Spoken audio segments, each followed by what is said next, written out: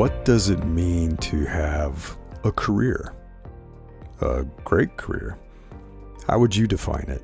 How have other people in your life defined it? Your parents, educators, bosses. And have you felt this incredible pressure to live up to all of those expectations, even if they're your own expectations? Well, I want to talk a little bit today about what it means to perhaps not have a career.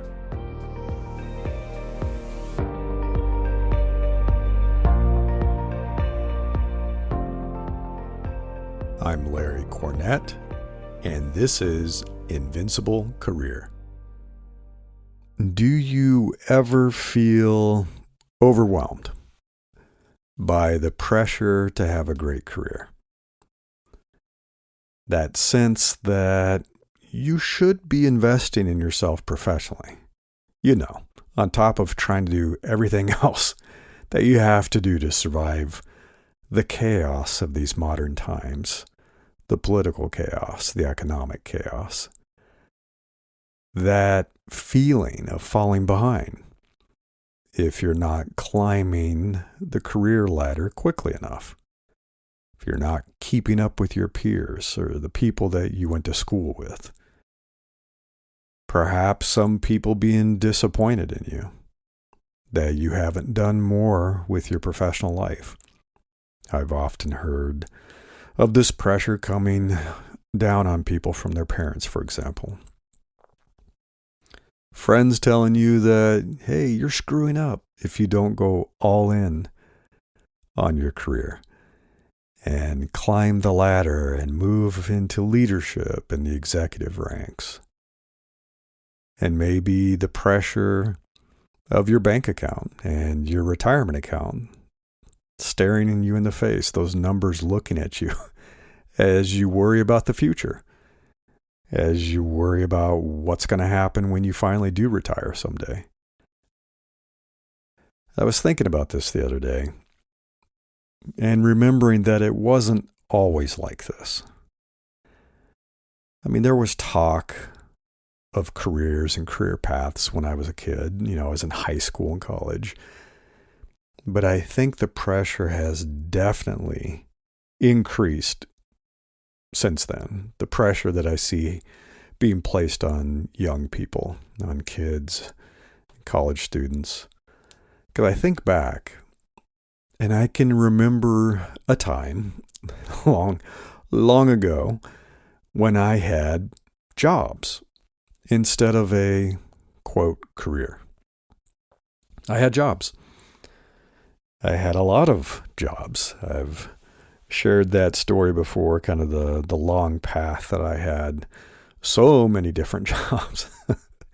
Like even going back to my childhood, mowing lawns, working farms, working at a supermarket, all kinds of stuff just to make, money and to pay for things. And then going to college and working fast food restaurants. I was a security guard. I was a police dispatcher. And this was after I graduated from college. Because the whole concept of having a career after I got my bachelor's was kind of funny.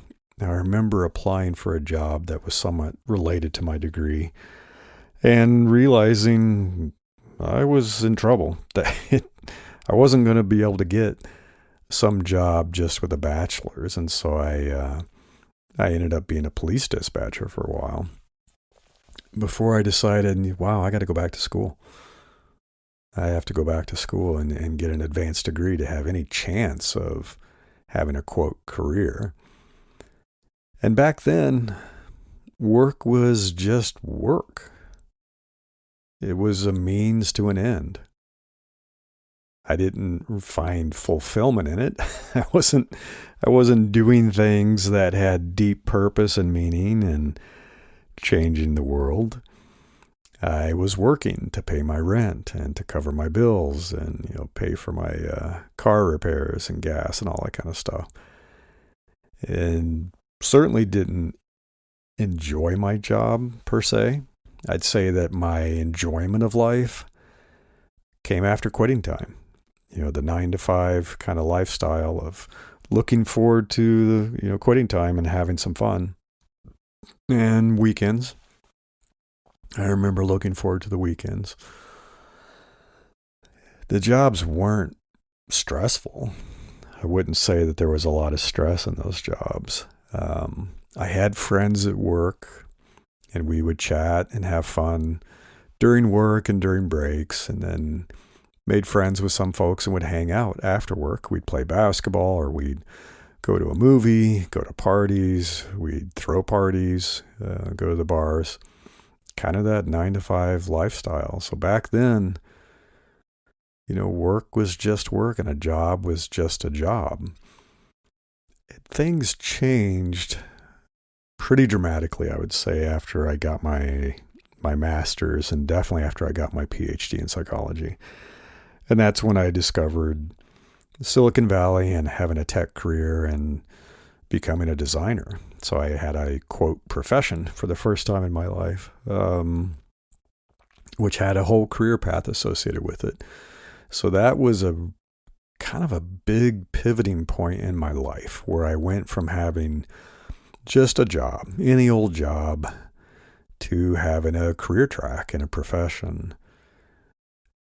And that was a funny moment, because it really was a transition where it became a bit all-consuming and way more stressful. And this concept of having a career that I had to nurture and had to think about, how was I going to get promoted? How was I going to climb the ladder? What was the ladder? Where should I be working? I should be more intentional about where I work. And it's kind of funny, this concept of a career. I mean, what is a career anyway? It's really just the path that your professional working life takes. More about your working life as opposed to the progression of your personal life, which is kind of funny also, that we are expected to really live 2 separate lives, where we have a personal life that may have all kinds of personal development and investment in yourself and progression and things that you are doing to advance your life. Some of the common ones in America: home ownership, getting married, having kids, taking care of your health. Maybe you want to run a marathon, you want to learn guitar. There's all this stuff in your personal life. And that is compartmentalized and separate from your career, your professional life. All the stuff that you're doing to climb that corporate ladder or whatever it might be. And the definition of career, it is somewhat vague. It has unfortunately become closely tied to the concept of employment. So you have to be an employee to have a career and a chosen profession. You can't just bounce from profession to profession to profession to profession. You're supposed to choose a profession, be employed, climb that ladder, and that's a career. So any deviation from your profession's career progression and steady employment is now viewed as stalling out. So maybe your career is stalling, you're stuck, or you're failing in your career. And that is a problem. That is a huge problem, because it doesn't let people have a lot of flexibility in their lives. I mean, as I just described, I've changed, quote, careers quite a bit. I had some time in the military. I had time working for the police. And then I moved into tech and had a design career, but I switched. I went into product management. And so I became a product management executive. And that was my new career path. And then I founded a startup and I became a business owner. So now I was an entrepreneur. And it's really all movement in a career. And it's kind of silly to think of careers as being these fixed paths, because your working career, your professional career, whatever that is that helps you earn a living, it can be anything you decide you want it to be. And it really should be. It should be that flexible. The world is changed. This is not the world that my parents grew up in. This is not the world that the boomers experienced with their professions, or even I'd say Gen X, it's changed a lot. My kids are Gen Z, and it's kind of crazy what's happening. So you can decide. You don't have to play by the rules and be stuck on a path that someone else is telling you to follow or trying to force you to follow. So you may stick with one profession, or you could choose to explore multiple professions like I did. And it really is what's right for you. You really should think about that. And the funny thing is, that profession that you chose as a young person, you grow, you change, you mature, you perhaps get tired of it, you burn out. You're like, I've learned everything I'm going to learn in this profession. I want to do something different. And what's wrong with that? Why does someone have to be an accountant for 40, 50 years, right? And that's all they can do. They have to be an accountant. They can only be an accountant. They can climb that accountant ladder. And then they retire one day and go play golf. Life is more complex than that. And I think there's nothing wrong with exploring multiple professions. Or, hey, if that is right for you to stick with one profession, that's really your calling, do it, but you get to decide. You may choose to be employed by someone else, or you may decide that you want to work for yourself. You want to start your own business. I've done both multiple times. I've started businesses at least 3 different times during my quote career, and I've been an employee. I had a lot of jobs where I worked for someone else, and even with my professional career, I worked for companies like IBM and Apple and eBay and Yahoo. I was employed. I worked for someone else. And I find it amusing that when someone steps off the employment ladder and they start their own business, or they have multiple businesses, people will say, well, you gave up your career. You no longer have a career. Why is that? Who said that a career is only defined by being an employee for someone else or having a single job title? I think we get to redefine what it means. And so if you want to change and you want to work for yourself and you want to start a business, that's a valid career choice. And it's not something that you should be ashamed of. It's not something that people should pressure you to avoid. And I've heard that happen too. It's like, you do what's right for you. It's also kind of interesting that we've made the assumption that a career is something that must have financial compensation associated with it. And so there have been people that have had careers that were not getting paid to do that thing that they do. Is volunteer work that someone does not a career choice? If someone, let's say they won the lottery and they no longer need money, and so they decide to go into volunteer work and they do something that has deep purpose and meaning, and they do that for decades. Why is that not a path, a career path? Where they have expertise, they're providing value, they're changing the world, they're finding meaning in their life. It is.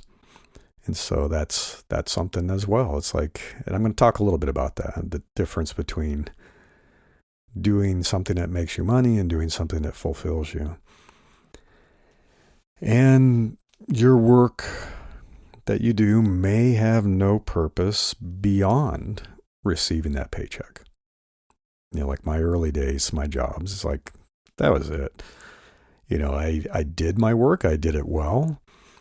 But it didn't have any deep purpose or meaning. It was really just to receive a paycheck. Or it might be your life's purpose. The work you choose to do may indeed be your life's purpose. You feel like it is what gives you meaning. It's what's changing the world. And you can't imagine doing anything else. Also valid. Totally valid. And I think, unfortunately, this concept of professions and careers and purpose and meaning has polluted a bit the expectation that employers have. And there are some memes that are jokes about this where, they're asking you, why do you want to work at this company? and they want to hear some deep calling that you're following, joining the company, that you're really tied into their mission. And most people are like, because I like to eat and pay rent. I want a job. I want to receive a paycheck. Too many employers feel entirely precious about their mission and what they're trying to do. But the thing is, that's theirs. That is the founder's vision and mission. And it's really silly to expect other people to take it to heart and to work for you to make your dream come true. It's like, hey, if they're doing great work for you, be happy. There's no reason for you to play this little game where it's like, do you really believe in our mission and vision? Is working for us your purpose in life? Yeah, okay. Especially when there is no promise anymore of employment. Like, you could come in on any given day and find out that you've been laid off. And so, yeah, you've been giving your heart and soul to this company and they just let you go. Yeah, let's not play that game. And I know that with this Invincible Career podcast and the newsletter that I write, I talk about careers endlessly. It's all been about careers. I've been talking about it for years and years and years. And I've been talking about how to climb the ladder in your profession, how to get promoted, how to play the corporate game and get ahead. And I finally decided I needed to create this episode because that's not for everyone. And I run into people all the time, and there are people who listen to the podcast and read the newsletter that's like, hey, what if this isn't my big calling? What if my career isn't the center of my life? Can you help me too? Can I get a job? Can you help me do what I have to do to make more money so that I can support myself? I can support my family. I can have the kind of life that I need. Absolutely. That's a valid choice. It's okay. Because the funny thing is, careers, if you want to call it a career, they're not predictable. They're not predictable at all. We're facing this right now. It wasn't that long ago that the hottest thing that was going on in the broader industry was a tech career. That was where everybody wanted to be. So everybody was sending their kids to school to get a computer science degree and to get hired and work for a big tech company and make millions and millions of dollars. And that was good it's been a good run. I'm thinking way back when I first got into tech, it was back in 93. So this is pre-internet stuff. And then it really exploded.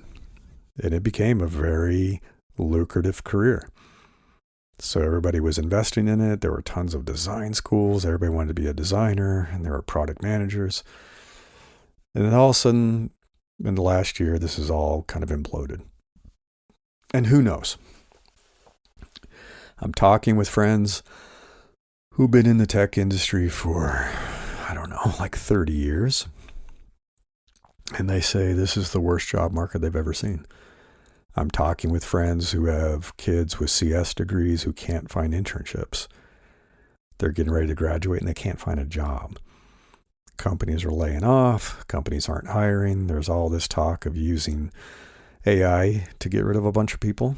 So there'll be more senior people using AI tools, and they're going to stop hiring the entry-level roles. There's already talk of that. It's already showing up in the data. So this so-called sure thing, predictable career is kind of up in a puff of smoke. It's not what it was promised to be. So that's one problem. And the other is that careers are rarely linear. This whole concept of you get on the career ladder and you climb up and up and up and get promoted and move ahead and everything's going to be positive in the path. It's just not true. They're not predictable. They're not linear. There's often a lot of sidestepping that has to happen. Sometimes people will take a step back. I have some friends who are intentionally doing that. They have been very senior people, directors, vice presidents, and they're finding that a lot of management roles have disappeared. There's been a lot of flattening of the hierarchy. And so they are taking a bit of a step back to an individual contributor role because they still need to pay their mortgage. They still need to support their family. So instead of the leadership role that used to pay whatever, they're now taking a big haircut and they're making less money, but the thing that comes with that is a little less stress. The demands aren't quite as crazy. So they're kind of liking it. If they can make it work financially, they're kind of happy that they're able to get some of the stress out of their life. And they're, for the first time in a very long time, finding more meaning outside of work. So there could be steps back like that. There could be pauses in careers. That happens. There are things that happen in our lives where we have to take care of a parent or take care of our children. And so we pause our career and re-enter. There's big resets that happen where it's like, this wasn't working for me. And I'm going to do a bit of a reset. I need to change industries. I'm kind of burned out. Or total reinvention. That happens too. Where people have left one profession and industry and moved into something entirely different. You know, I know somebody that worked in tech and then went into the restaurant industry and opened multiple restaurants and has been very successful. And that's kind of wild. That's a huge reinvention, but they're much happier now. And as I said, you may decide that this concept of a career isn't even the central focus of your life. Maybe it's not where you find meaning and purpose. I know a lot of people like that. I know that we kind of, in tech, live in this little bubble where it's like, what do you mean? Your career isn't where you find meaning and purpose. It's all about your career. It's all about your profession. It's all about tech. But there are people, it's like, that's not their life. Their job is their job, and they're doing exciting and fun and meaningful things outside of work hours. Sometimes the paycheck that you receive is really just a way to fund your real purpose and calling. So you have something that's really meaningful to you, but it's not capable of supporting you. I have a lot of friends that are in that situation. Some of them are writers and authors, and they're making some money from their work, but not enough to cover everything. They can't support themselves with their writing, but it is their passion. It's what lights them up. It's what they do when they have any free time. But they have a 9-to-5 job that pays the bills. So they put in their time at work, and then when they're done, they go home and write at night. They write on the weekends. I have friends that are musicians, really good musicians, very talented musicians, and it's their passion. They love making music. They love playing music. They love being in a band. And again, it makes a little bit of money, but it's not enough to support them. So they find a non-demanding job that can cover their expenses. And so their real, quote, career is musician, but it's not what pays the bills. I have friends that are artists. I have friends that like to explore nature and hike and lead tour groups. I have friends that love to travel. I have friends that volunteer a lot. And so volunteering is really the heart and soul of their life. But of course, that doesn't pay the rent. So they have to have a job. And I just want to say that it's okay to put your heart in the thing that lights you up, not the job that pays your bills.